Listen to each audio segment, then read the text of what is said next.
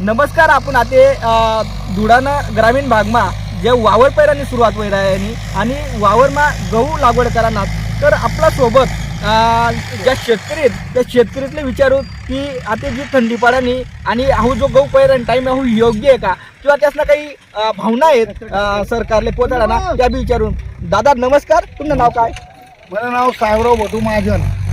आमना बोली खानेस मराठी चॅनलले तुम्ही एक म्हणजे यानुसार तुम्ही सरकारले काही मेसेज दिशात का जे तुम्ही वावर करा ना त्यावर काय मेसेज दिशात का तुम्ही काय म्हणजे काय पाहिजे बा आमने व्यथा वाढवली सरकारले मला एकच म्हणणं तुने काय आमले जे देशना अनुदान आई अनुदान देऊ नको यावर नाही येत आम्ही.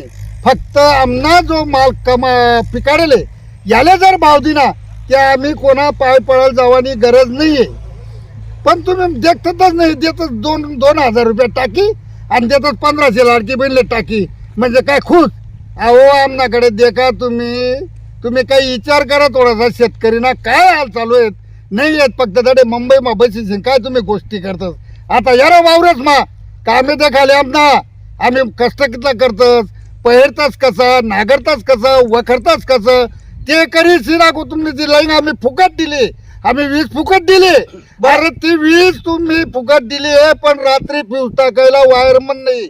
आम्हाला जळ मरावं लागतं त्या डीपीवर. फ्यूज टाकून तो वायर तुटते. आम्ही करायचं काय म्हणजे जी रात्री लाईट आहे का? हो रात्री लाईट आहे. त्या लाईटवर डीपीवर काही लाईट नाही काही नाही. कुठलं अंधार सगळं अंधार असतं काही दिसत नाही. शेतकरीकडे काही त्या पंजा नाहीत हे नाहीत त्यांचा वायरमन येत नाही. त्यांना जर सांगायला गेलं आपण तर ते त्या इन्व्हर्टला त्या वरखडे इन्व्हर्टला त्या कुंडाणा इन्व्हर्टला त्या फागणा इन्व्हर्टला आम्ही कुठं जायचं हो. हा म्हणजे त्याची तरमड एक देखील राहिली की जी रात्री लाईट आहे बा यानाद्वारे शेतकरीला हा इच्छू काढताना धोका आहे आणि त्याची तरमड आहे बी की जे त्यातले अनुदान शेतकरीला दी राहणार ते अनुदान पुरेसे नाही आहे बा.